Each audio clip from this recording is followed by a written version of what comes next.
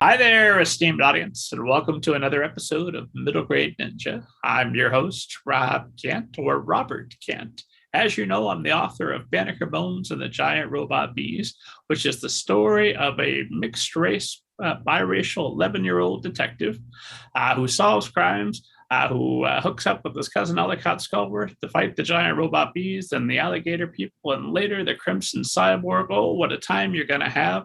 You can get that first book, Banneker Bones and the Giant Robot Bees, as an ebook, as an audiobook, or a paperback, but that ebook is free. Yes, free to download whenever you're watching or listening to this, wherever fine ebooks are sold. But what I really want to emphasize, because I'm trying to impress our guest, Kelly McWilliams, tonight, I want to emphasize my books under the super secret pen name Robert Kent, because I've got a book called All Together Now, a Zombie Story. And if you like Agnes at the End of the World, that's going to be right up your alley. It's a young adult novel about siblings that are trying to escape from zombies. But there's also plenty of Christian villains that come along and cause them trouble. It's a story of the zombie apocalypse set here in the great Hoosier state of Indiana. And my theory is you don't get zombies in Indiana without at least a church being involved and a Walmart. So we've got both of those things. And you might also check out the Book of David, which is a book about a man who purchases a haunted house that then begins to give him religious visions. And that will also scratch that itch for you fans of Agnes at the End of the World. And in fact, this is the first time this has ever happened to me. I started a new young adult novel, and I thought, well, it's going to be about siblings. It'll be similar to All Together Now. But I want to get the zombies out of there, so I'll put them in a cult. And then maybe there'll be a pandemic that happens. And then they'll be trying to get out at the end of the world, having been raised in a cult. What a brilliant story idea. So, of course, naturally, the first thing I do is I start reading the market. Anybody written anything like that? Never happened to me before, but by God, I came across Agnes at the End of the World. And I said, well, that was a good story idea. That's not up for debate. It works really well. I'm just going to have to retool mine because Kelly McWilliams accomplished it brilliantly.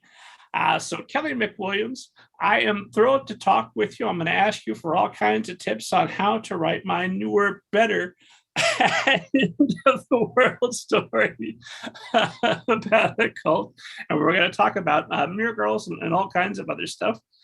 So welcome to the program. I'm thrilled to chat with you. Thank you so much for having me. That is wild. I've been right there doing that market research. I'm pretty sure I did that for Agnes too, and you never expect to find the same like shuffling of themes and ideas.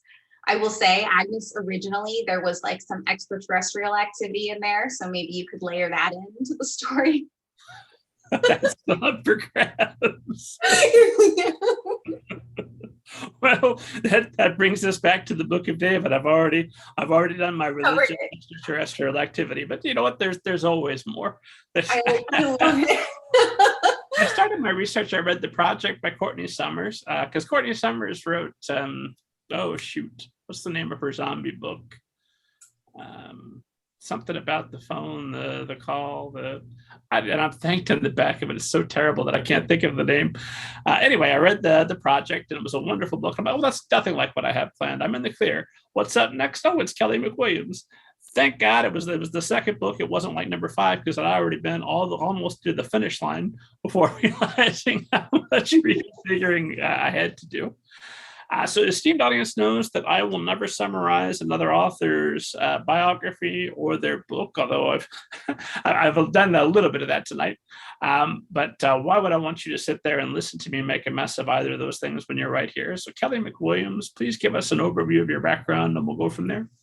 Yes, so I'll just start with Agnes at the End of the World. It's the story of a teenage girl who escapes from a fundamentalist cult that preaches that the end of the world is coming.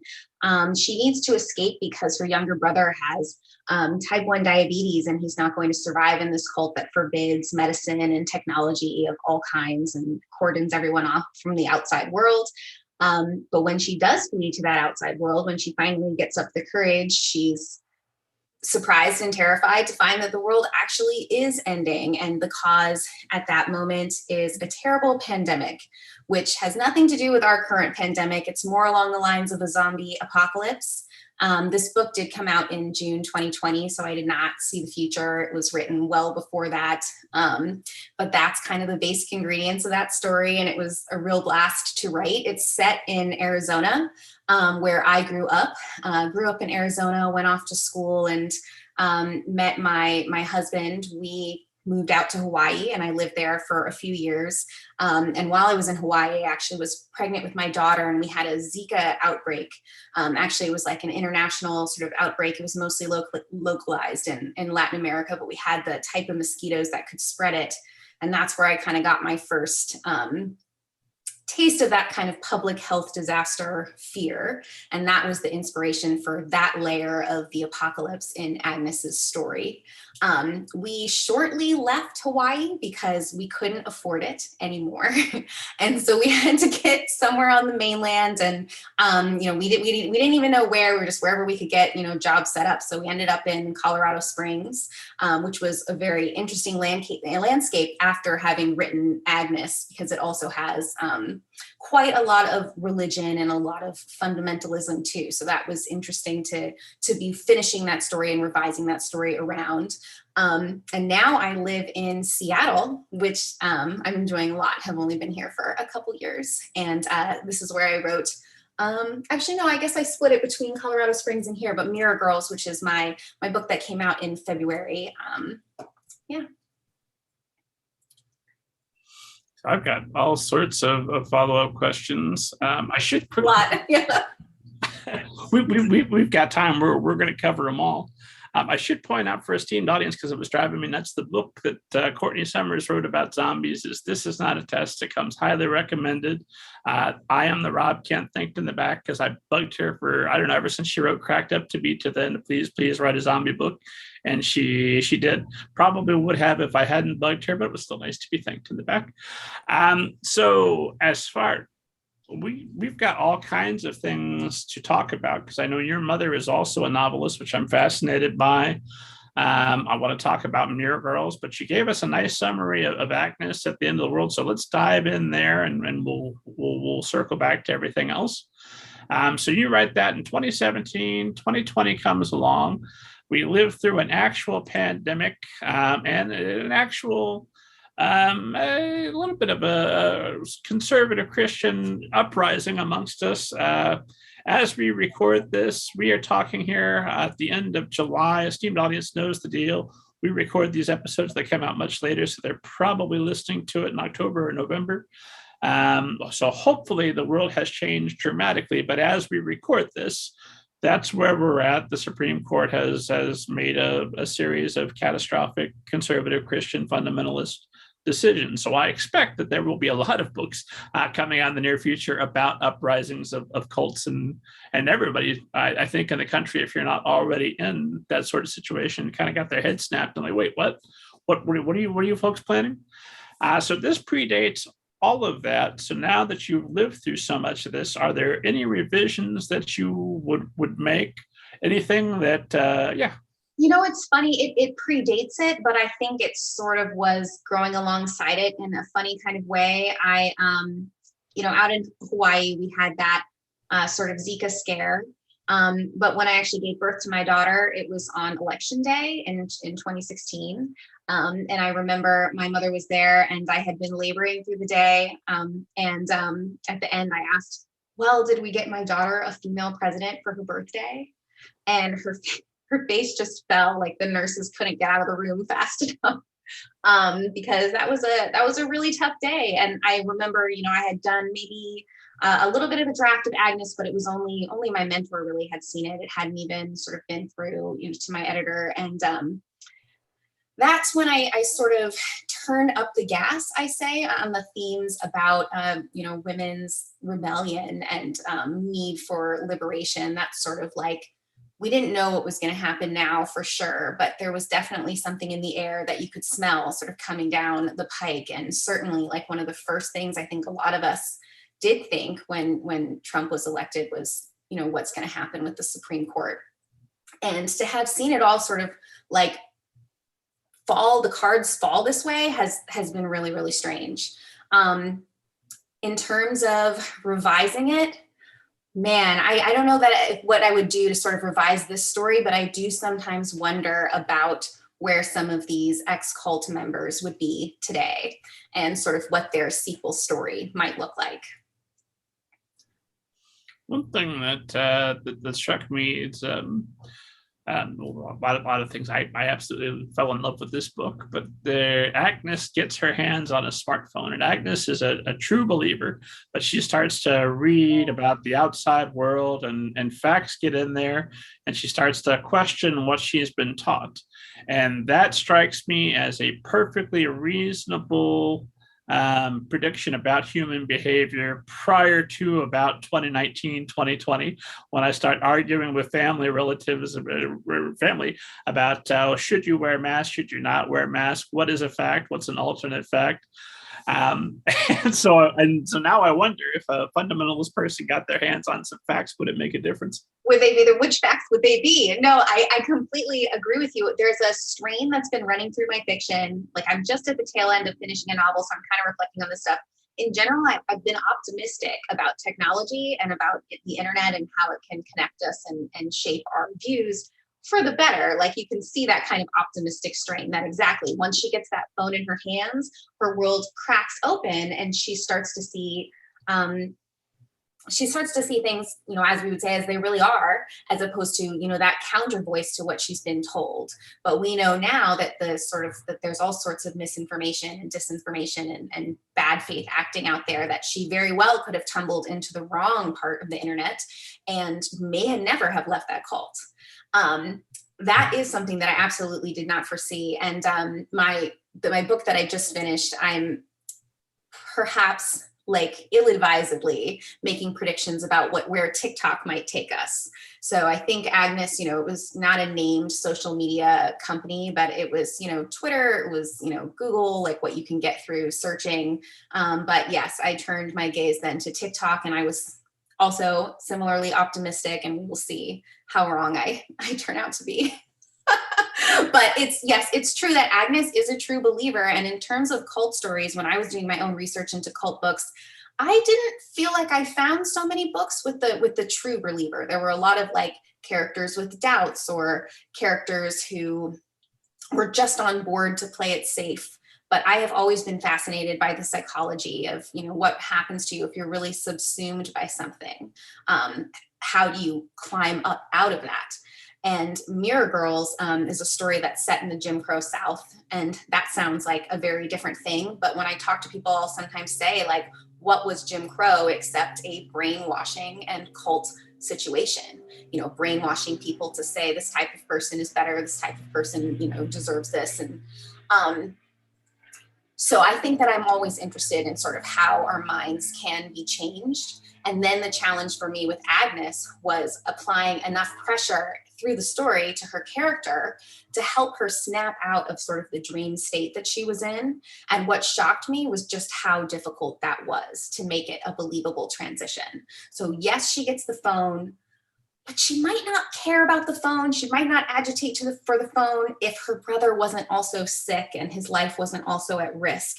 And that she may not have been able to handle if her parents were more active. Her parents have sort of like fallen out of her lives.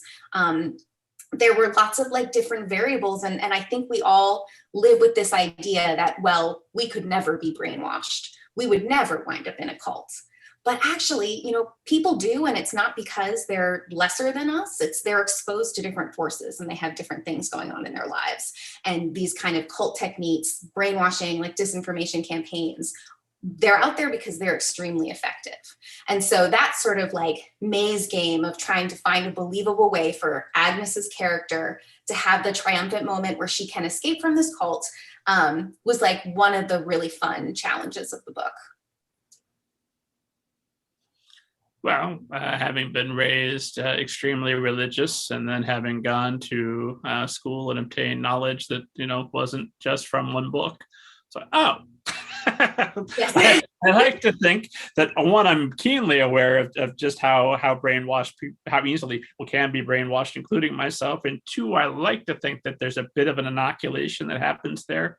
that afterwards I'm a lot more sensitive to anything that ever comes my way. That, oh, okay, esteemed audience knows that I'm a flying saucer enthusiast, but there's a lot of garbage out there and lots of entryways for flying saucer based cults. So it's like, oh well, it's probably good that I had my religion early. That that I've heard arguments similar to this. I know where this is going. That inoculation theory is a great one. I love that. Did you know that women should be submissive to the? Yes, I've heard it before. Oh, I don't know what you're wrapping it up in. That's yeah, it's actually it's funny just having even just done the research for this, the number of ways and places in our lives that people do try to exert a persuasive force. You see it even in, and this is a random aside, you don't necessarily have to include, but like even sort of in diet culture where people talk about the paleo diet and someone was trying to convince me why we should be eating only paleo foods. And well, it's because our ancestors ate da, da, da, da. It was like, I feel like there might be some logical fallacies in there. There's some things that are being said that feel more persuasive to me than anything else. So I think in general, especially now in the world that we live in, being a little bit skeptical whenever anyone has a vested interest in swaying you strongly to one black or white way of thinking or another is just always wise for where we are today. Except for when you're listening to this show, esteemed audience. If I said it's 100% true. Right. No, esteemed audience knows my background is in finance, and I knew some financial consultants who were placing stock trades with actual money based on something that a woman from their church who had visions in her dreams would come in and tell them. And I guess God was very, because he looked around the world, he's like, oh, starving people over here, sickness and pestilence over there. No, I'm going to focus on these fellas in Indiana who got to make some money on the stock market. That is wild. I will say, like, I grew up in Arizona, and the Southwest, like we sometimes describe it as cult central. Like if you want to start a cult, the Southwest might be the place to do it. I don't know if it's the heat. I don't know if it's the Wild West sensibility, but they sure have started a lot of cults out there. And the cult that was like not next door, but the closest to me, it was the Fundamentalist Church of Latter-day Saints, which is not to be confused with the regular Mormon church. This is like an excommunicated off branch, but they were constantly on television. It was like a source of fascination for a lot of these communities. And I remember there was one day when the FBI raided that compound, and the women and children who lived there, it was very much, the AGNES style world. They wore prairie dresses. They, were in polygamous marriages. It was, a whole thing. They had tons of children, very little education, limited access to healthcare. And the FBI came and raided this place and tried to get the women and children out, and they refused to go. And I remember seeing that and wondering, like, how do you get to that place where help is perhaps being offered, but you can't take it? And what psychologically did that feel like, to feel that these offers of aid were actually attacks? So it's just was something that I had been fascinated with for such a long time. That Fred Phelps, or was he somebody? Or what? Sorry, not Fred Phelps. That was Warren Jeffs was the leader out there, and he's in prison now, but still operating the cult from afar. And this is the cult that you can also read about from John Krakauer. He wrote Under the Banner of Heaven, which I think was recently turned into a television series. But the book that is my favorite, if you want to read about this topic and that most directly inspired Agnes, was Escape by Carolyn Jessups. She was the first woman to escape from that cult with all of her children. And the mental fortitude that took, it's an amazing read. It's an amazing story. And it's very powerful to see what she had to go through to sort of get out to the other side. And a lot of it was that she did have her children, and she wanted them to survive and to see a better world. And some of that I did try to echo with Agnes and her little brother Ezekiel, who is not going to be able to survive in this cult landscape that they're in. It's also a Netflix series, if you're curious, esteemed audience, called Keep Sweet and Obey. Keep Sweet and Obey, Pray and Obey, I think. I don't keep sweet. Look it up on Netflix. It'll come right up, and it's the story of Warren Jeffs. And I remember they interviewed a woman who admitted that at 19 she still thought that that babies were brought by the stork. She had no idea that intercourse was a thing at 19. And then they interview women who later in the cult were worried that Warren Jeffs wouldn't come and take their children. They didn't leave the cult. And when he came and he took their children, like, oh, well, I guess this is God's will, and gave them over. It's just madness. Like, how does this happen to a person? And I read a quote from you in another interview I wanted to make sure I ask you about that very thing. Let's see, that we all kind of have a natural, let's see, every human being has a need to believe in something larger than themselves. So why do you think that is, and what do we do about it?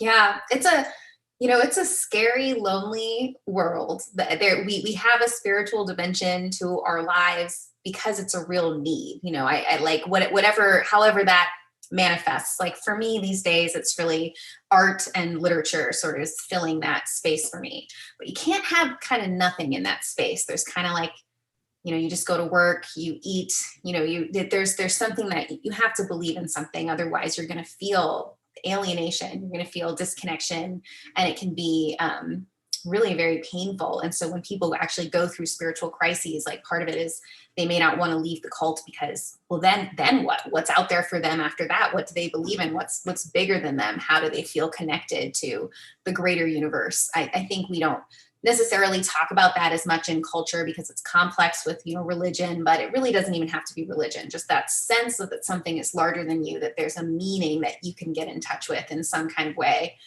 And, the cruelest thing that I think you can really do to a person is use that need for connection, for spirituality against them. And like, that's really what we see in cults, is that they're weaponizing the very human need to feel like there's something bigger than yourself. And they're using it to torture them and trap them and make them smaller. They'll say things like, well, whatever the force is that they've convinced you to believe in, you're letting them down if you do this, that, or the other. And it's really amazing the things that people will give up and the things that people will do to stay connected. They will go through periods of hunger. They'll stop eating. They'll lose or give up children. It's just a very powerful way to control people. And I think it's really tragic too, because on the other hand, we see that when we're in touch with this spiritual side of ourselves, we can like, it's the angels of our better nature. That's what helps us to make sacrifices that do good things for others. That's what helps us to change the world. So yeah, it's just such a shocking sort of affront to me when you see that getting twisted, because those people in the cult, you can think like, well, they must be weaker, or they're not that smart. That would be sort of like communities that I was raised in, what maybe they would say ungenerously about that type of person. And it's like, no, like maybe they're looking towards something greater, and that was just used against them. That it's not a sign actually at all of weakness in them, but maybe even strength. In Agnes's story, she does not stop believing in God just because she's experienced this prophet who tried to twist the idea of God to control her and to hurt her and the people that she loved. She hangs on to that. It's difficult. She hangs on to it, and she has to, in the end, sort of forge her own connection with her sense of what God is and what God needs from her. And I don't think that she necessarily would have been able to survive the story if she hadn't done that. But it was like, when I wrote it, there was a version where she swept it all under the rug. And it was empty for her, and it was frightening, and it wasn't enough. She needed that to sustain herself. And so to me, part of Agnes's strength was really that she didn't throw out, the baby with the bathwater. She knew that this was an important thing for her, and she was able to find her own more healthy way to have that spiritual connection that she as a person just really needed. She's just a character with an acute sense of spirituality and need for spirituality. And I'm sure there's, a spectrum of needs for people who needs it, and to what extent. And Agnes was not going to be the same person. She could not be the true believer on one page and then believe in nothing on the next page. She had to find something else or create something else to believe in. Well, in all fairness, and then in the case of Agnes, there are extenuating circumstances. I don't know how much we want to talk about the prayer space, but she does have a direct connection to some spiritual abilities. She does. Yeah, Agnes, there's a way in which it's also a superhero story, and her sort of superpower is her spiritual connection to what she calls the prayer space, or what she used to call the prayer space before sort of her community basically told her, no, like you can't have this direct connection with God because only the prophet is allowed to have that connection. Because if she knew something to be true, if that were allowed, there's no way that she would end up in this, that she would be able to stay in this cult. So she does have this, very special spiritual sense. And in her case, she's kind of extinguished it or suffocated it for most of the years of her life. And that's right. That's, when she gets on the other side of it, that's kind of what roars up and is there for her later. That brings me to a question about writing. When you've got a character that has a sort of superpower, which, by the way, one of the many things that won me over, one thing that won me over is that her brother Ezekiel, when he's trying to determine whether or not he can trust the outsiders, they show him Batman, and he's like, oh, well, yes. And I 100% yes. agree with Ezekiel. Whichever side's got Batman on it, that's the side you want to be on. It's okay. But when you're dealing with a character like Agnes, who has a spiritual power and more, who has every reason to believe that God is acting and is acting hopefully on her behalf, how do you navigate that without without killing your suspense, while keeping the threat to Agnes very real? Yeah, that was very, very tricky. And I did a lot of reading into like various types of religious texts, because you're right. Like if you know in advance too much that you're the chosen one, like in whatever sort of supernatural structure we're in, like if Luke Skywalker knew that the Force was always going to protect him, we would not have a story. And we also, though, wouldn't have a Luke Skywalker, because you wouldn't have the type of courage that he needed to be his own hero in that story. So for Agnes, and for the way I sort of conceptualized it, and I don't want to sort of tread on too much on any sort of real religious belief or thinking, I'm not a preacher, but just it was always a test. So yes, she had access to this communication line. She had access to power, to this superpower. But there's a hint that maybe the prophet did too, and he abused it. And by failing the test, he lost that connection. So for Agnes, it's, yes, you have this connection now, but if you choose the wrong path, if you make the wrong step, it's something that can be lost. And so that's where she still needs all of her courage and all of her bravery to keep going forward. 2017, we just elected / been had a tyrant imposed upon us. That's going on. You've just had a child. Why is 2017 the time for Kelly McWilliams, of all the things you could write about? Why this world? Why these characters? Or is that a fair question? Do you feel like writers have a choice of that sort of thing? I've been really thinking a lot about that lately, because I'm trying to choose my next project, and I honestly would love to believe that we don't have choice. Then it's whatever the muse throws at you. You work through it and you manifest it. But if it doesn't work out, it's the muse's fault. Right. I can do. Somebody to blame, right? Exactly. The muse did not give me a bestseller this year. But it's I don't know. I mean, I do think about writing as it's my way for working through what really scares me. It's like a lucid nightmare, a lot of the times. And I do write a lot of horror and a lot of ghost stories, and I'm reckoning with things that really upset or destabilize me. And I do notice that they tend to generally follow a lot of like current events or else, major life events. So I think, becoming a parent, I was really reckoning with that with Agnes and how she is with Ezekiel. She's sort of his main person and responsible for keeping him alive. And I had just had this little critter that I needed to keep alive, and while also keeping, your own soul and your own self alive, and staying connected with, those things that are greater than you. And my next book after that, Mirror Girls, I wrote in the shadow of Black Lives Matter and the loss of George Floyd. And that book is very much reckoning with my mixed race and biracial identity. I always knew that I would write a book about being a light-skinned, white presenting person with a Black parent. But, the fact that I wrote it then, I think speaks to maybe there was something that I needed to work through there. And I don't want to make it sound like writing is just a therapy session for us. I think it's also there's a legitimate sort of giving that you're trying to do. You're trying to give of yourself, like what wisdom you have. There's no way I'm going to come off sounding less than bonkers saying this, but there's, a time and a place to say something that you hope others will be able to hear. You send out this message in a bottle, you do your best to craft it for, that person you've never met who nonetheless lives in the same world as you. And so I think that's, it's just all sorts of different things. It's a really complex question. Well, even I don't know that your mileage may vary, but it's been my experience that I'll say, well, I'm not going to do that this time. I've resolved all of my issues. That's obviously that no longer will I be plagued by any of those wrong thoughts that I used to have. All right and correct starting now. But if I want to write a simple, straightforward narrative, none of my personal stuff's going to get in there. By the time I get to the end of that book, it will have snuck in without my intending it.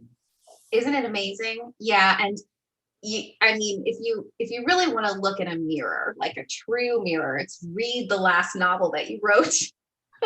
You will see things in there that you had no intention of putting in there, but there they are. And actually, I find, like, I don't know if this is true for you too, but the more books you write, the more you start to see like the repetitive themes, the things that I return to again and again, whether it's like tropes or ideas or characters. There are things that just seem to need to come out in any novel that I write. And I've heard this from my mother too. She said, like, well, looking back on all the books I wrote, people say they're so different, but she sees ways in which she's trying to get at the same thing or send the same message in these different ways. And that it can really kind of startle you to see what you're trying to say without necessarily meaning to say it. And I'm sure that's the art bit. If not the muse, that's the, whatever is in the unconscious going on. I'm convinced that all of my novels are zombie novels. I just church up the zombies, and they seem to be something else because ultimately I am afraid of other people. And with good reason, I might add. Totally fair. Yeah. Terrifying. Yes, no, it's true. Like, if I even look at, the works of other artists, like my favorite show growing up was The X-Files. And it's like, it's a monster of the week format, but in a way it's all the same monster. Like, if you think about it thematically, it's, what threatens our sort of belief system, our standing as people, like what destabilizes, I guess, sort of the country for Mulder and Scully. It's I think sometimes these like anthology stories or the Twilight Zone is similar, can tell us a lot about like what we're scared of, and really without meaning to, because we try to make different monsters, but the monster in the mirror is often the same too. The X-Files was one of those shows that obviously classic, but had a kind of a built-in problem by the time you got to about season 2 or 3, where Scully's still being the skeptic. Like, really, 55 episodes, you saw a monster each and every time. Sometimes it was an alien, but maybe not this time. I don't know, Scully. There comes a point where the evidence is definitely on the other side of the scale. It's very true. That was for sure the built-in problem there. But a couple more questions about AGNES, and then we'll talk more broadly about your career. But again, I desperately need help, so I'm going to learn from your novel before I pick up on mine. One thing that I wanted to ask you about is when you're writing about these contemptible characters, such as the Reverend or Agnes's father, and to a lesser extent Agnes's mother. I'm able to feel a bit of sympathy for Agnes' mother, who appears she's literally at one point eating herself to death. She's just dying away in a bed, but at the same time, like, get up. Yeah. Mm-hmm. Do something. But when you're writing about these contemptible people, and there's a little bit of humor. One of my favorite phrases is Beth has been given a gift and she threw her arms around his neck. Is it from Walmart? From, she gasped at the delicious forbiddenness of it. The cosmetics aisle, which I could totally see a bumpkin like the folks where I grew up. I might have said that at a certain point. Oh my God, from the Walmart, how special. How do you tread that line where we want to have a bit of humor, but you don't want to mock your subject and you don't want to have just open contempt for them, though they are indeed contemptible? That's a tricky one. And that was definitely something that was tough to work through with AGNES. Like, my editor's notes were often, oh, they're feeling very stock villain, because sometimes, when we're thinking about terrible things that happen or people who do terrible things, just the easiest and least troubling thing to do is to reach for that stock villain shelf. And occasionally I have a stock villain in AGNES, like my sort of my big bad in there is more stock than the rest. For the sake of the story, that can be okay, but that's not really confronting, like, well, what makes people go bad and what is badness really like? And how are we maybe implicated in it when we don't realize it? Like how, these people are still human. Like what is a way to give them their humanity while still recognizing that the things that they do are really can be evil and twisted and wrong. And one of the things that I lean on is this idea of like just generational trauma, that none of these people were born in a vacuum. Like they, have these lines in the book that go deep back to the founding of Red Creek, which is the sort of culty town that I made up that it's set in. And, even farther back than that. And it's the idea that they didn't create themselves, that there were also external forces and pressures for them that could squeeze them into one shape or another. There's no sort of inherent easy evil, or at least I didn't try to make it that way. At work in AGNES, there's not so much of an idea of a devil. It's really what happens when human beings take a hard wrong turn, and not just once and not just twice, but for hundreds of years, if you count what's been passed down to them. And that's how I think we really get the people that we might think of as really monsters today. It's not, it didn't, couldn't even happen in one lifespan. You're talking about the pressures of hundreds of years. Got you. I don't know if that's helpful. Yeah. As from a craft perspective, it's just respecting every character, and really trying to see things from their side. For instance, in AGNES, and I don't know if this is as much a spoiler. I guess maybe I won't say like which character, but one character is able to leave the cult and one character isn't. But it doesn't drop along lines of like, well, one character was good and brave and the other character was just a bad character or weak character. There are complex circumstances that sort of lead to that. And there is also something to be said for like the writer. Every character you write is some echo of a part of you. And even the evil characters, if you're really in touch with them, like that's coming from something that you understand and too. So you just try not to reach for that stock villain shelf and do your best. It's hard.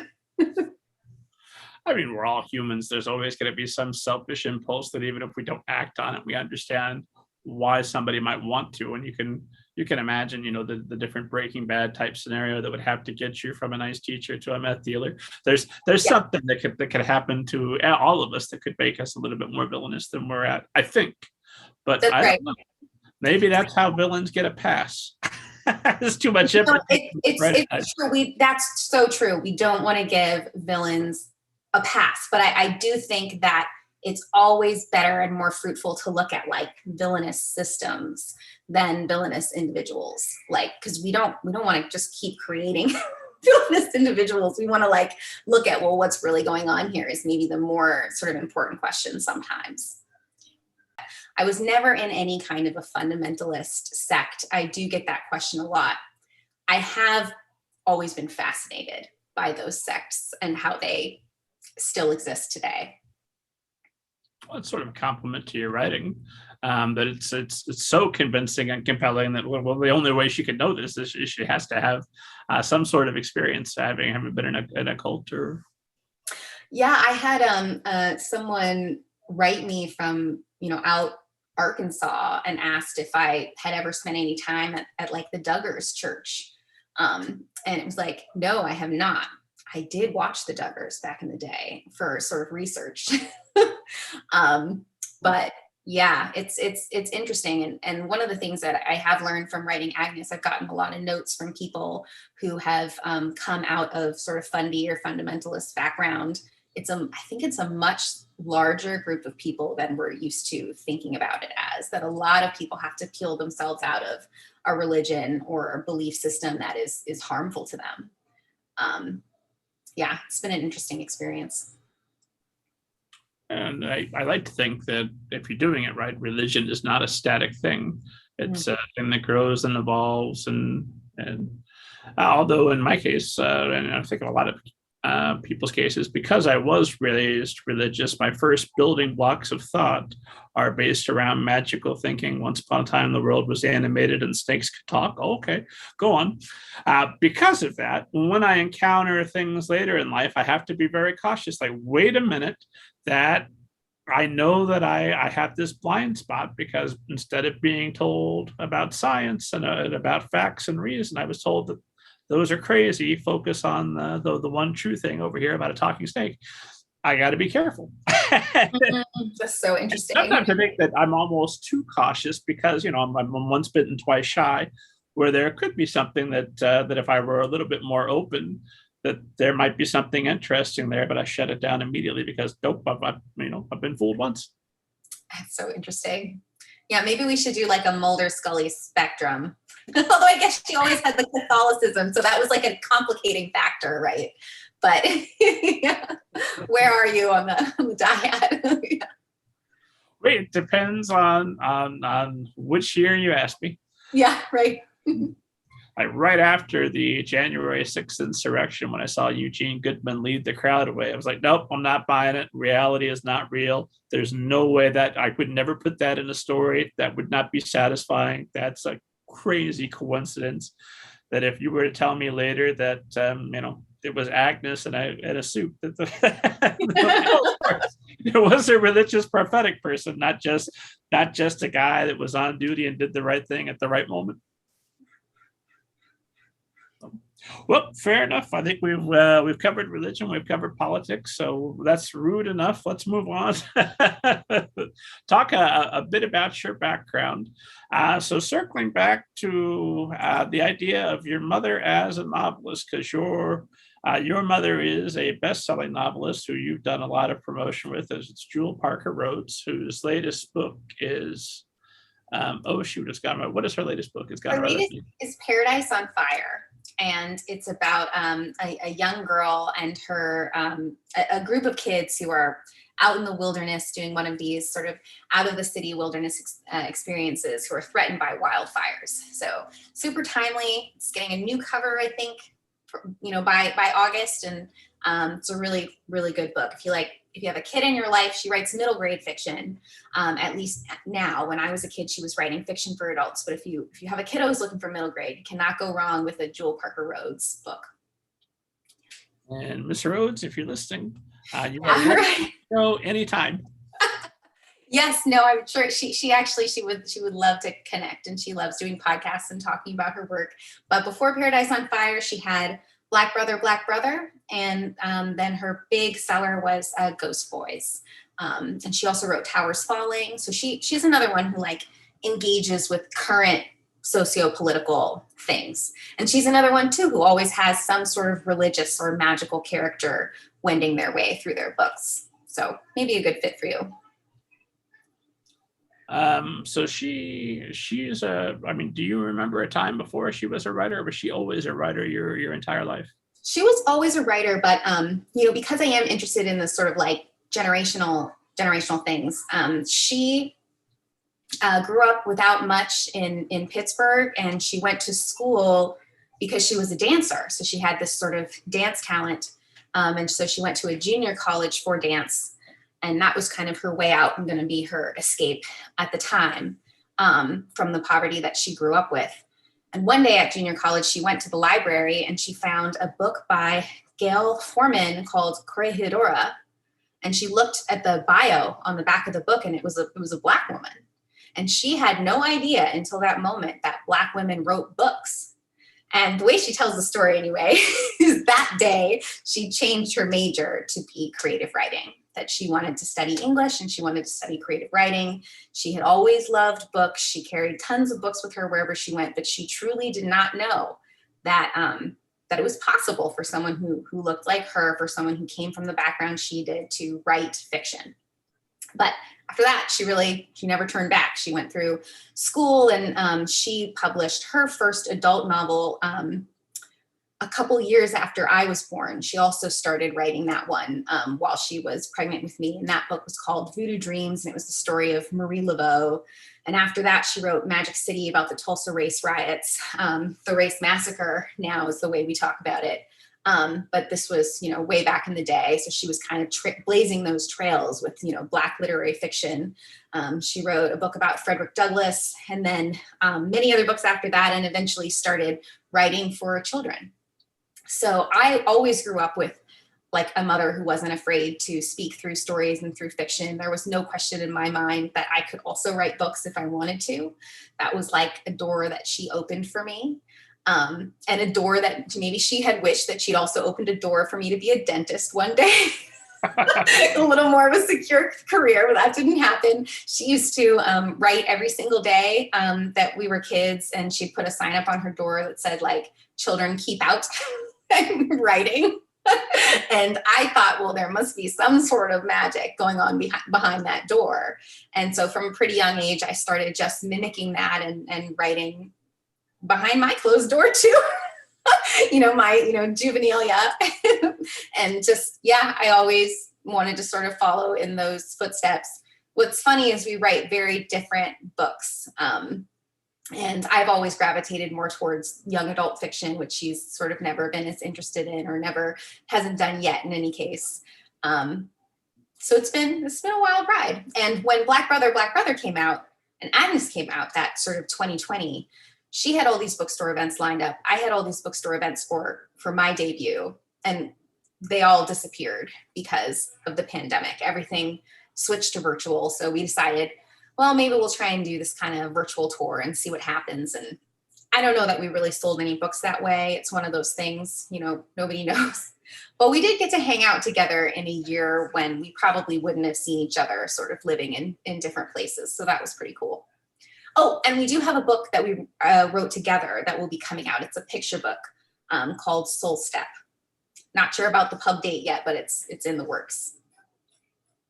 And so you were able to collaborate together creatively and not have a blow up that ended your relationship forever. Yeah. The trick is not have a blow up that ends your relationship. You can have the blow up can happen, but you just want to make sure you keep pushing through there. And it's been kind of a funny journey. Your impulse on the story is wrong here. Also, that thing you did when I was 5. It helped. I will tell you, it helps to have the trump card granddaughter. I'll just be like, look at this cute picture of Clara. You can't stay mad at me. So picture book is a nice warm up. Could you see the two of you collaborating on a longer middle grade or young adult novel at some point? We've talked about that, and I do think that we. Authors are like, the novelist is kind of a funny creature because we really have full creative control, and I think we really get used to it.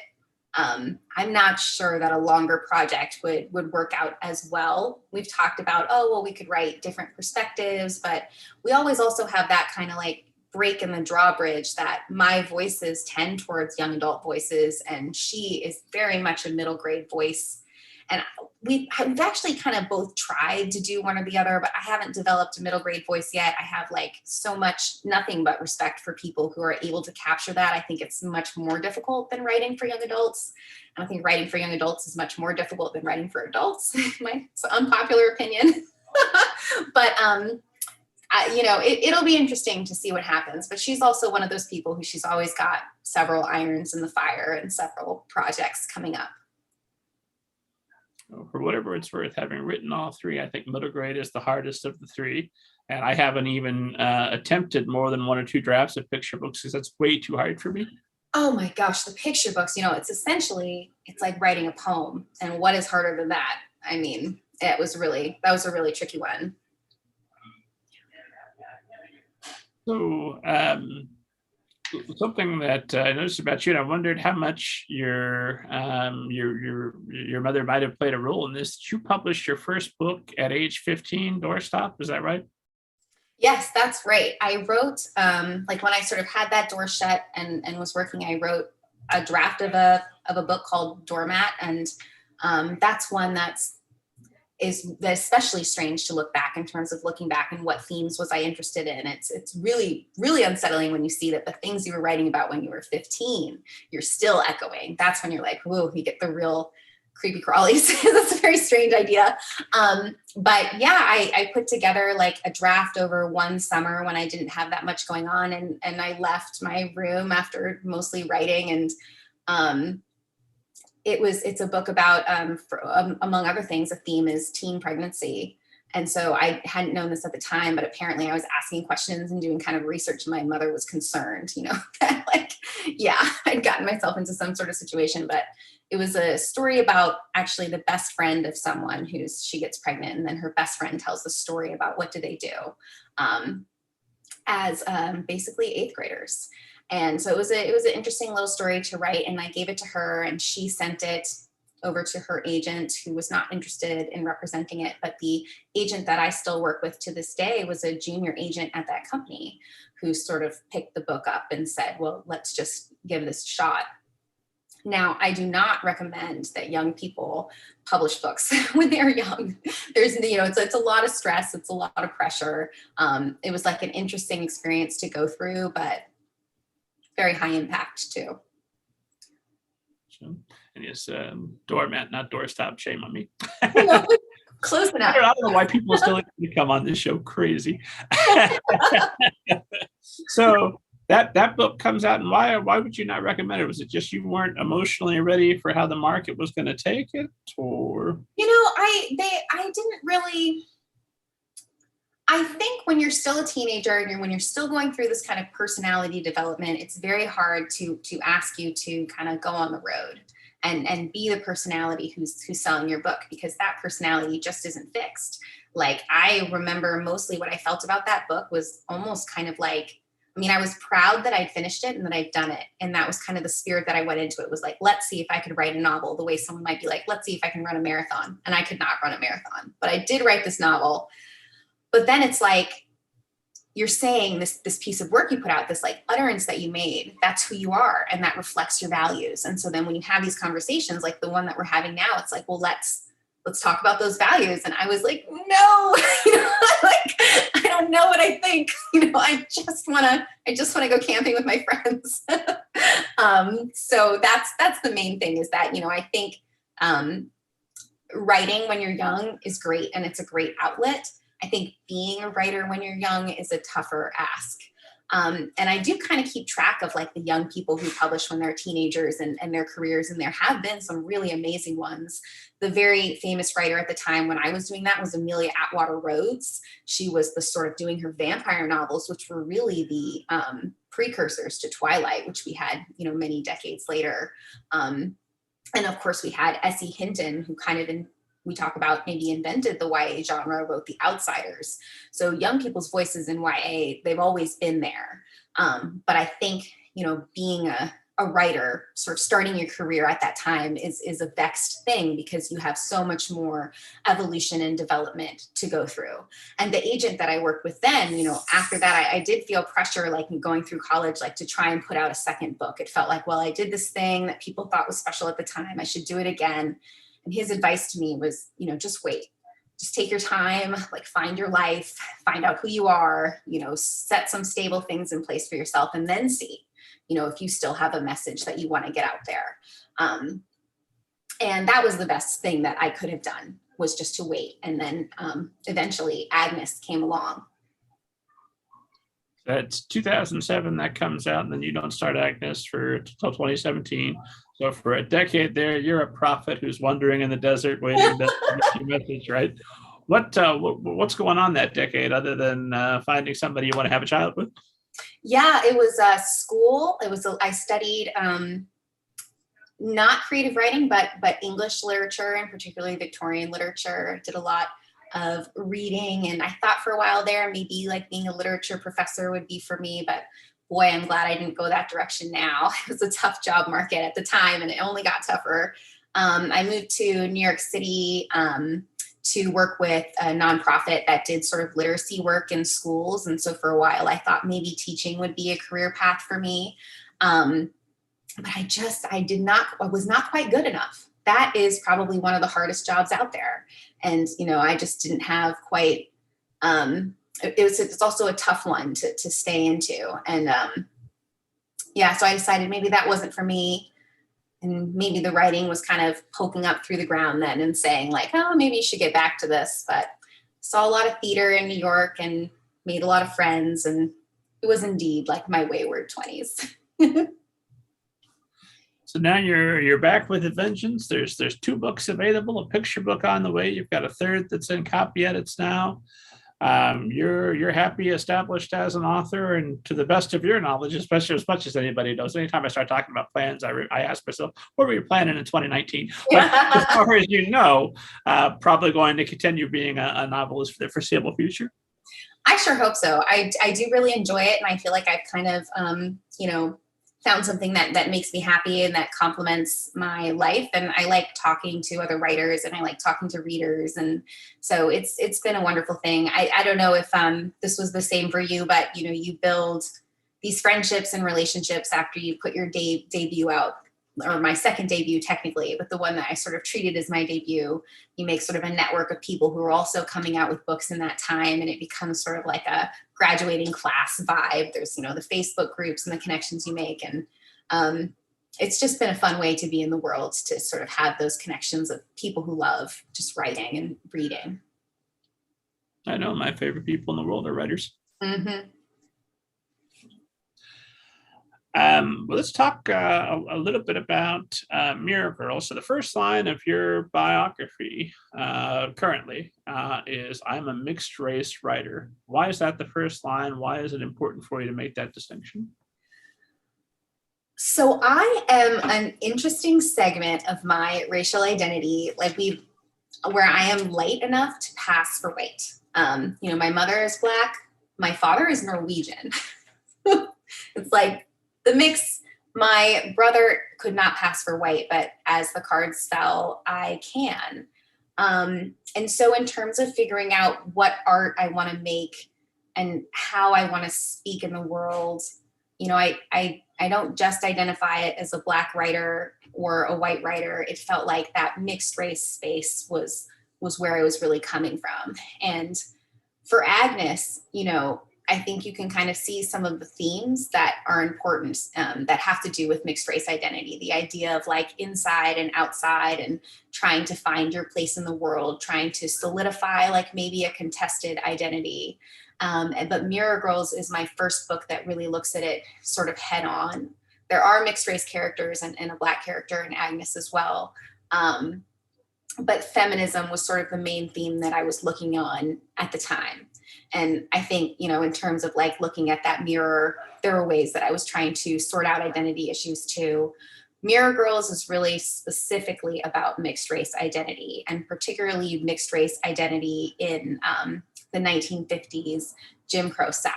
So it's a story of twin sisters, one of whom is light enough to pass for white, and the other who is obviously Black, who are separated at birth after the murder of their parents. Charlie, who lives a life as a Black girl, is whisked away to Harlem by her grandmother after this murder. But Magnolia, who's the light-skinned child, is kept down south and raised as the heiress to a cotton plantation in Georgia. And she's told nothing about her racial heritage. But there are ghostly and supernatural forces at work that bring these sisters together again in Georgia. And they have to learn, can they fix what's been broken at this point? Can they be sisters again? Can they bridge those gaps? And Magnolia also importantly has to ask herself, who am I? Because at that time you couldn't be a mixed race girl. That was not an option. It was the rule was one drop of Black blood makes you Black. So her entire community was going to ostracize her if she decided that she was going to be a Black girl. And it's not a spoiler, this happens pretty early. That's the decision that she makes, to try and find her sister, to try to be with her sister and build a life with her. But yeah, so that's the second book that I had up. It's lots of questions about Mirror Girls. Curious, I don't know if you could tell here on the screen. I'm Caucasian. My wife is African American, and we were dating for a while, and we got married shortly after Barack Obama became president because it's a new America. Oh, thank God! We don't have to worry about the past so much anymore. That's. And now, of course, Senator Mike Brown of Indiana, noted scumbag for a number of reasons, but would like to make our marriage federally illegal, as would many other conservative fellows. So the past isn't the past; it's not even past, as they say. And I've read elsewhere that you said that as a writer of color, the emotions and grief that I feel I've been just pouring into this manuscript. So what about our current age? I know I've heard you talk elsewhere about George Floyd's murder in particular was heavy on your mind as you're writing about this. What made Mirror Girls the vehicle for you to synthesize all of these feelings that you were having? Well, Mirror Girls, it's like above all like a family story. It's the story of how are these sisters who were separated for so long going to find their way back to each other, and can they even be a family? Which goes to those questions of like sort of illegal marriages and like, can they even be a family in that situation? My family growing up, we had some problems with being taken seriously as a complete unit and as a family. We grew up mostly in California and Arizona, and people had a real sort of gut level problem with the way that we presented. So like if I was at the grocery store with my father and my brother, people would say, well, how nice that he adopted my brother. And the poor kid, like he had nightmares actually for many years that he was adopted and not part of our family. But if I was with my mother, well, then she must be the nanny. And so these kind of assumptions that color brings up in people and the ways that people feel they need to immediately understand everything about you and categorize you.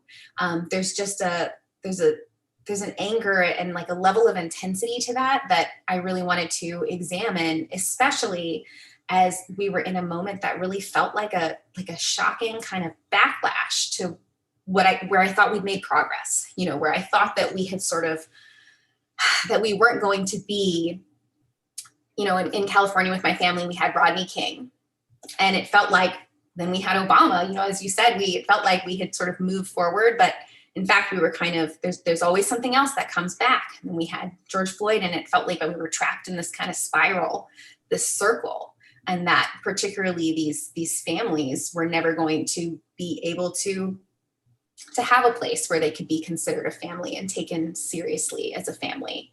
And so those ideas of like separation and segregation were really important to me. There's like another little bit that you might have seen elsewhere, but this stuff, it goes so deep, and it goes so deep into all of our families that are sort of mixed race. But when my mother gave birth to me in Maryland, she actually almost lost me that day. She had a C-section, and a nurse took me away for some sort of a test or a check, and when the nurse came back with a brown baby boy. And even though they had different wristbands, they had different names, it was just in her mind, this light-skinned child could not belong with my mother. And so she tells a story about how she had to get up out of bed and holler for me and track me down. And in that sort of moment of fear, she kind of knew what it would be like sometimes to try to be our type of family, sort of an uphill battle, fight against the wave. So a lot of that, like I wanted to work through the story, and I didn't want to set it in a contemporary time. I wanted to set it sort of at the moment that I felt a lot of these problems had really began, which was that Jim Crow segregation idea, that separate but equal sort of ancient lie that is one of the ways that our society was kind of like split down the middle. And so facing that color line was, I think, an important plot mechanic for me to sort of bring out some of these themes and these stories about belonging and sort of how we exist together as a mixed race community. I trying to think what's a good follow-up question to that. Then I certainly, unfortunately, can relate somewhat, just because my son, depending on when in his development you check, has been multiple skin tones. Continuing to change and to find whatever it's going to be is ultimate. But very early on, he was a spitting image of me. And so my wife would take him with her to go shopping. And people, total strangers in Barack Obama's America, would walk up to her and say, "Whose child is that?" It's like, well, who do you care? It's mind your business. Go shop. But that's within the last decade that unfortunately is still very much with us. And that question, like, what do you care? That's like the heart of it. That's like what we all need to sort of know, like, why are people policing other people's families? That's the really scary thing. And that's where there's so much danger, danger of like being separated. That's such a nightmare. I'm sorry that happens to you guys too. Wow. I mean, there was a Cheerios commercial with an interracial family 2 years ago, and the internet absolutely lost its mind every time they recast a superhero as a character of a different race. People go nuts as though it was all fine and realistic until you change that. That was the most important part. Jim Gordon can't be Jeffrey Wright. This is now the whole Batman mythos becomes somewhat unrealistic. Oh, you think? Just absolute madness that hopefully we'll see some more improvement on in our lifetime. Would be nice. But one thing you had mentioned earlier that has struck me as well is this idea of people having certain beliefs, cult-like beliefs around not just religion, but around around race, around society, around different people's roles. I critiqued some fiction for an extremely conservative person. And I did it because it was kind of a trial run for, I've got some family members that I have not been speaking to. At some point, I have to just find a way to possibly talk to them, or maybe not. I still haven't decided for certain how I'm going to handle that. But this was my trial run. And what I noticed with this person's writing is that it was consistent across the board. It was not just people of different races, people who don't believe the way this person believes. Like across the board, it was cartoonish versions of almost every person in their life, to the point where maybe this is just a problem of the world being unconsidered for so many people, that you haven't had to develop empathy, that you haven't had to think, what would it be like to be in this person's shoes? And I don't know what we do about that. I want to say continue to produce art, but there's a lot of art in the world, and these problems persist. What do you think we do? I mean, that's a great question. I'm sort of in my next book, which is called, the one that is just finishing up and will be out in May, is more focused on sort of activism and what do we do when it just feels like we've been doing so much and not getting necessarily as far as we'd like, although we have gotten quite far when you look back to where we really started. It's been scary lately because we make the art, but then people ban the art. So then the kids can't get access to it. And that is like, has been a shocking and disheartening turn of events. And we'll see where that goes. But Mirror Girls as a story was very much focused on, how do you internally continue to survive in a world that wants to tell you that your family is not a legitimate family, and that you are less than someone else because of the color of your skin, or that you can't belong with certain people. And my characters sort of are trying to get in touch with, like, what is the type of inner strength? What is the belief in that something that's greater than you, similar to AGNES, that allows you to keep moving through a world like that? And so I think that part of the question, we answer internally, but then in terms of how do we affect this external world? How do we try to change things so that the world isn't sending us these messages and harming our children in these ways? I did try to write a book more about activism. And this book is called Your Plantation Prom is Not Okay. And it's a story told by a girl named Harriet, who's been raised on a plantation turned enslaved people's museum in modern day Louisiana. And she's a TikTok activist by the end of the book, because she's tired of people coming to these plantations to throw parties, to throw weddings. She feels like she's been, screaming that this is wrong for so many years. Her community has been screaming that this is wrong, and nobody is listening. And so that's exactly the problem that she tries to confront, is, well, how do we get people to listen? And unfortunately, I wish that I could say she found like a really easy answer that was not as difficult as it turned out to be.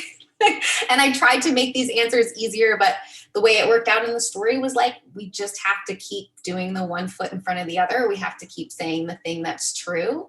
And we have to keep hoping that eventually the wind will turn and people will start to hear.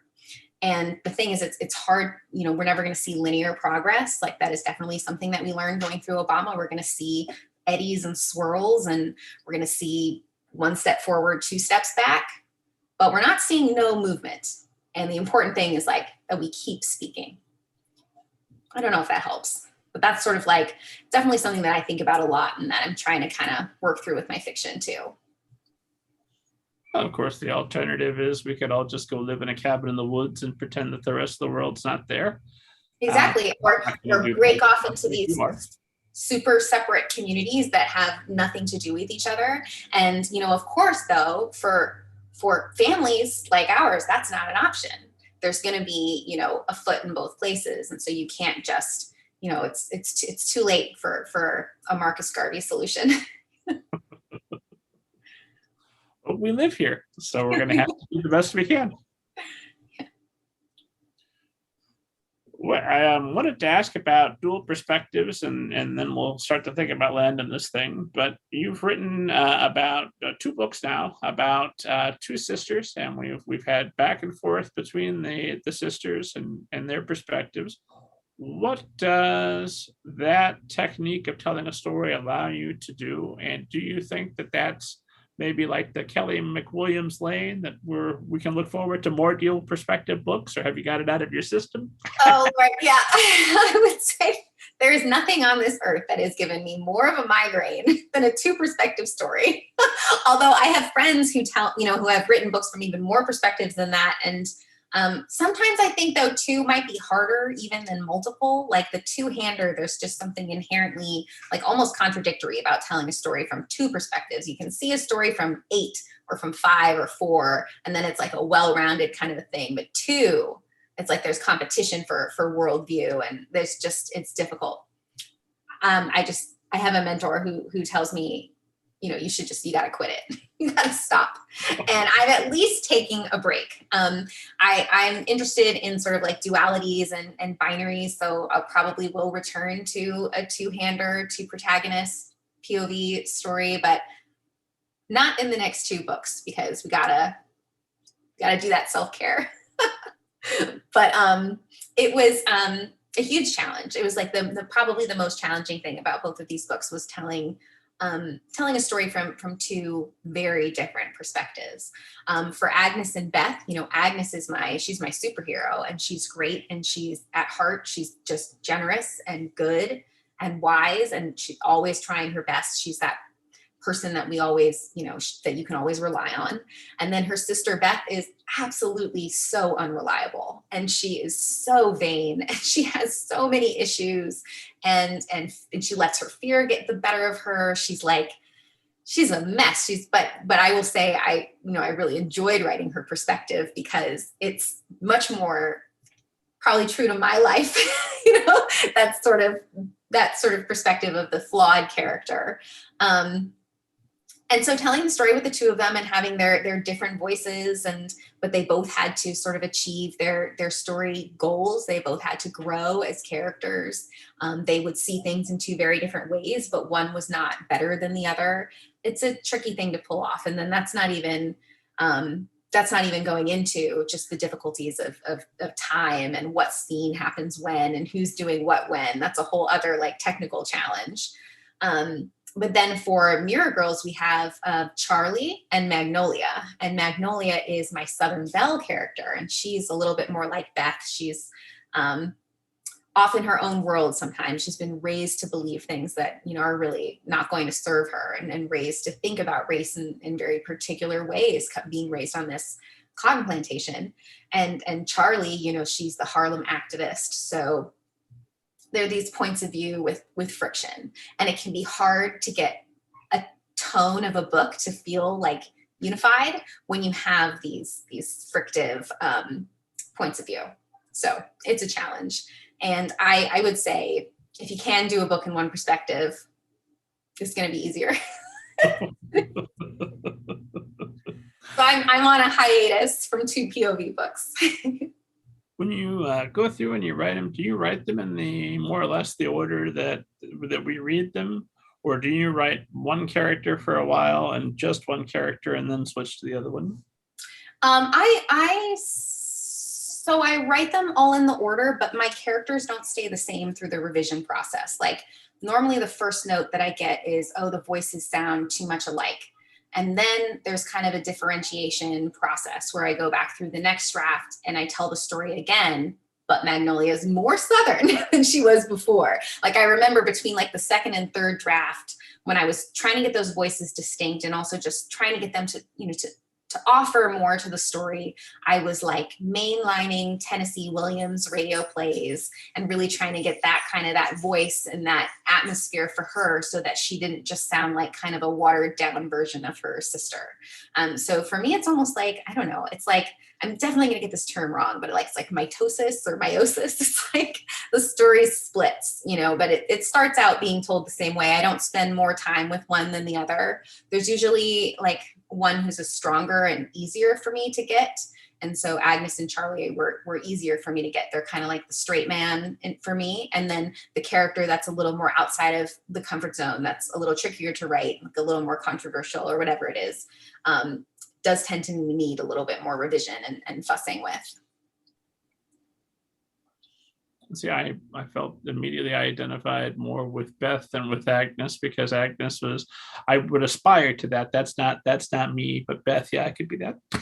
Well, actually, that story went through more drafts and revisions than the other one. Like there was no Beth at one time in the very, very first draft of the story. There was just Agnes, and she was too perfect.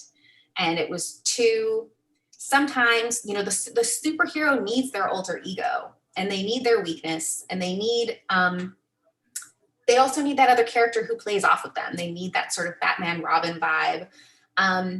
So Agnes was, originally it was truly just Agnes's story, and Beth was a part of the story, but she had no perspective. And then in another draft after that, Beth started writing these letters. And I was including these letters and these diary entries from Beth. Like she was clearly trying real hard to like be born and to speak, And my agent was like, well, why don't you just give her a point of view? And I did that, and the book sort of shook into place because you're exactly right. Agnes is aspirational, but Beth is relatable, and we sort of need that touchstone. So how many drafts were you looking at with both of these books? So Agnes was a lot. Agnes was like maybe 7 or 8 drafts in terms of like complete revisions. And some of them were just, just redoing the third act or whatever, but some of them were full rewrites. I did a couple full rewrites, in a panic on that book because it was just, it was a big project. There's a lot going on in that story. And I had not yet learned how to plot stories in advance. So every time I wrote one of these drafts, I was just like hoping that I would get to the end point. And that had worked for me one time when I was 15, and then never again was I going to get lucky like that. And so actually, while I was working on AGNES, I read a bunch of, books about creating stories. And I started using the like Blake Snyder Save the Cat beat sheet has been really helpful. Like I sort of internalized that framework so that I could have a language to understand the things that I was doing and like the moves that I was making. So then Mirror Girls, it was much fewer drafts because I'd sort of learned what I needed to do to put a structure in place in advance. So Mirror Girls was really only like 3 or 4 big drafts. And then I almost forgot to ask. I wondered, because Ezekiel overcomes the fear of the outsiders through Batman. Are you a Batman fan? Oh my goodness! So my husband is a big Batman fan. There we go. By osmosis, I would say. Fair enough. Mrs. Kent has not seen the Batman. She's walked by while parts of it have been on, so she's grokked its fullness. She's as good as right. When we first got together, she went with me through the Nolan trilogy, and then after that, she's like, "All right, baby, I love you, but you're gonna have to Batman." All right, fair enough. I love it. My husband, he used to work at a comic book store, so he's just a comics person. All DC, Marvel, all the weird ones. He's into all of it, and it's funny how much you get like creatively from your partner and what they're interested in and the way they see things. And he reads all of my books, so there's definitely a way, like he's my first reader, so there's a way in which I'm writing them to him as well. So probably if AGNES is a superhero, I was trying to show off. So, the Batman won me over because you first wrote it to win your husband over. That makes sense.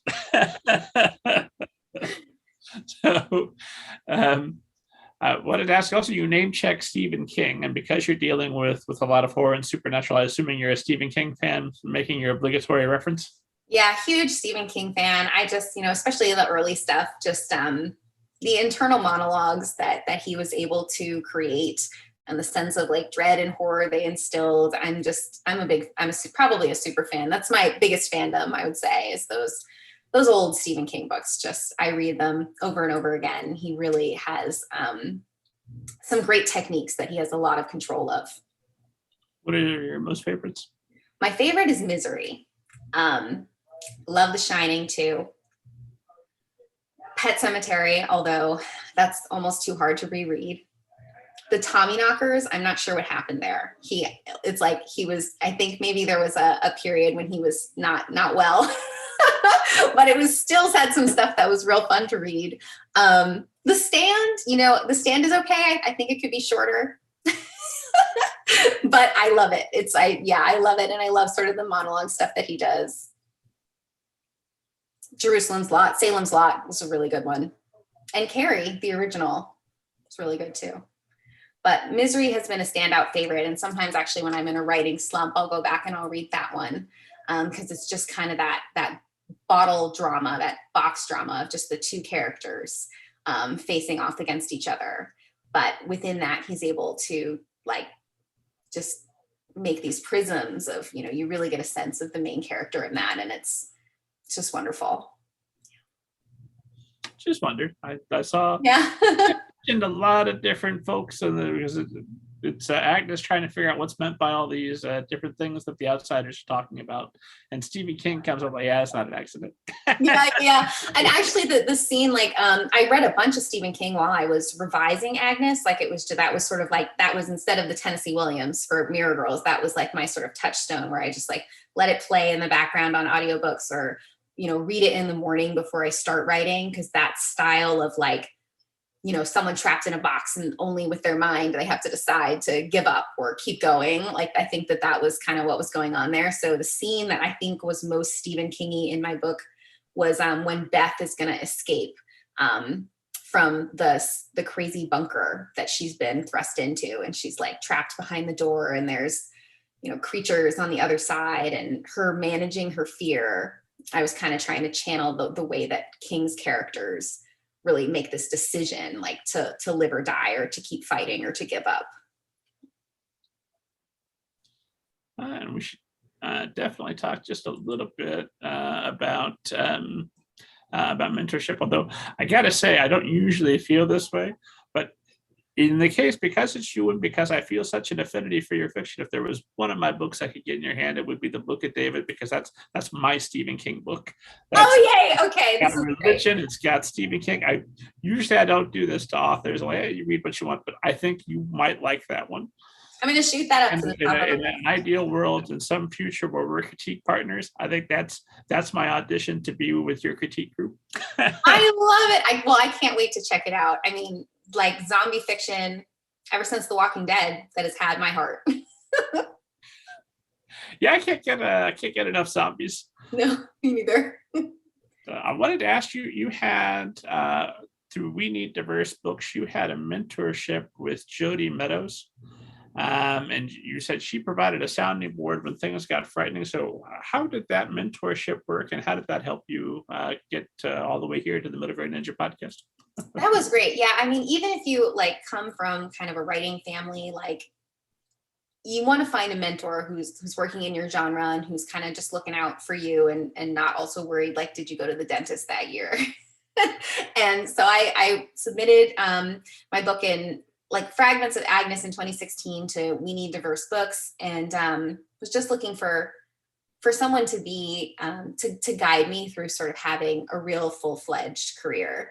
And I was really lucky to find Jody Meadows, who's a wonderful fantasy novelist, and particularly if you're looking for a sword and stone fantasy, I mean, you can't go wrong. And then she also writes the My Lady Jane series. She's a co-author of it, so this sort of historical humor. She's just a wonderful writer. And what she was really great at just being able to tell me with a straight face when I was not doing a good job. She to try and you really want to find a mentor who's going to push you, like someone you really want to impress, and someone who will always tell you the truth. There was a draft of Mirror Girls at one point that I was mostly getting really good feedback on because it had some elements that were working, but I had this terrible fear in the pit of my stomach that the story was not working. And so I sent it to her, and she told me, it is not working. And you always need that person. And I think that's really what makes a great writing mentor, is someone who's able to say that to you. And it's difficult for them too, because nobody wants to be the bearer of bad news. But that relationship has would always push me to help get my books to the next level and to keep working on them, because it's very easy to sort of lean into just talent or having a way with words. But when someone really believes in you, they're going to hold you to a higher standard. So if you can find, like, for just like writers out there, if you can find, one of the pitch groups or anyone to connect you with some sort of a mentor who's really interested in going through the mentorship journey with you, like, I can't recommend it highly enough. And Jody and I to this day are still really close friends. And she's just a very sweet person. So when I moved into my new house here, it was cold in my office. And so my fingers would be getting chilly while I was typing. And she's a knitter. So she knitted me a pair of like gauntlets that, have your fingers free, but keep your forearms warm. And everyone needs a friend like this. Well, it's hard to take the criticism you need too hard if she's also making you gauntlets. Oh, well. It's true. There is something deeply cynical. This is why you don't want to just ask your friends to read your stuff, but deeply cynical about a critique partner that will just tell you everything is great. Just say just enough to get through this so that we can still be friends without rocking our boat at all. And you're not going to do anything with this book anyway, so what difference does it make what opinion I give you? Whereas if you got somebody that's willing to look you in the eye and tell you that what you need to hear, that's a great friend. It's true. And it's a sign of amazing character too, because you put yourself on the line when you confront someone with this is not as good as it can be. You need to go back to the drawing board. You can get all sorts of reactions to that. And so, yeah, it's interesting building like critique groups, and it's a whole alchemy in itself. Kelly McWilliams, have you ever seen a flying saucer and or a ghost? I certainly had every day saw the flying saucer that was on my I Want to Believe poster when I was a kid. And I sometimes joke about, like I would want to go out to Roswell. Never actually seen a flying saucer. Ghost. I don't think I've ever seen a ghost, but I really want to. That's a bucket list item for me. Fair enough. Kelly McWilliams, this has been an absolute pleasure. You've got 2 more books coming and more beyond. So sooner or later, we're going to have to get together and do this again. But for tonight, my final question for you is if there was some bit of advice you could go back toward the start of your career, middle of your career, wherever it would have made a difference, and might make a difference in the lives of everyone who's watching or listening to us now, what would you go back and tell yourself? Oh, it can be when you're writing books on deadline, a real pressure cooker. And even when you're not on a deadline, when you're just trying to work on them for themselves, there's a sense of pressure. I think there's like an urgency to speak, like you have a story you want to tell and you want to say it and you want to get it out there. Don't let yourself get too stressed. I would want to fly back and tell myself, take care of yourself, slow down, take the breaks that you need, tell people that, the thing you're working on, you're not going to be able to deliver it by next Wednesday because you have life stuff going on too. And don't push this type of career. Like there are careers where you have to meet every deadline, but when art stuff is involved, it's different, and you have to stay healthy enough and sane enough to keep making art. You don't want to drop everything on one book. You don't want to burn yourself out. And I think there was a time during the pandemic when AGNES had just come out and I was working on Mirror Girls when I was really risking burnout. And I think a lot of us just in America and all sorts of different jobs, we hit that moment where it was like, I have nothing more to give. And you want to try not to get there, because if you get there too often, you might just put your pen down and not write anymore. And what would be more sad than that?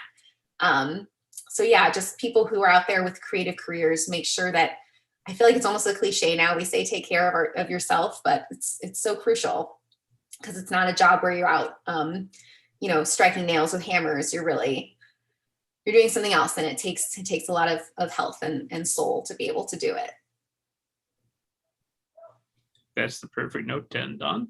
Where can esteemed audience find you online, follow you on social media, and all that good stuff? You can find me at kellymcwilliamsauthor.com, and there's an email if you have a question for me. I love to get emails from readers or from anybody. I'm sporadically on Instagram at Kelly M. McWilliams, and I think the same address too on TikTok, but like really sporadically. Like I dip a toe in and then I'm gone. But if I do see messages, I do try to get back to messages on there too. Student audience, I have gratuitously flogged the Book of David, so I'll do it one more time. You can get the omnibus copy, or you can get it as it was originally published as a 5-volume serial horror novel. And that first volume, The Book of David, Chapter 1 by Robert Kent, is available to download as a free ebook. You can get it right now while you're watching or listening to us. As always, for more interviews, almost as good as this one, with authors, literary agents, editors, the world's best people, book people, head to middlegradeninja.com. And God willing, I'm alive. I'll see you next week.